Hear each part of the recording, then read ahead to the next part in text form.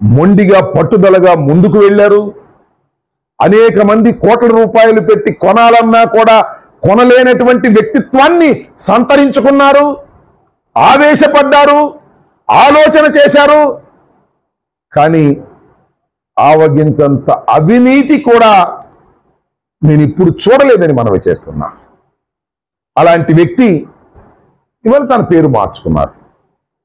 ఆయన ముద్రగడ పద్మనాభం గారు.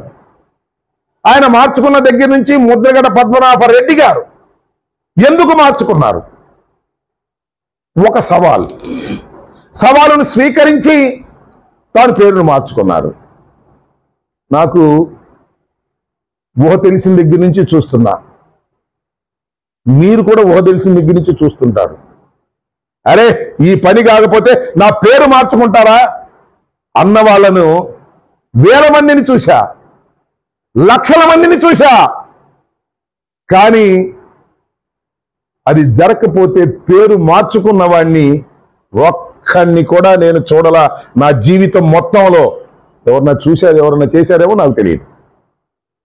నా జీవితం మొత్తంలో ఒక్కడిని కూడా పని కాకపోతే, సవాలు విసిరితే ఆ సవాలులో ఓడిపోతే పేరు మార్చుకున్న వాడిని ఒక్కడిని కూడా చూడలా.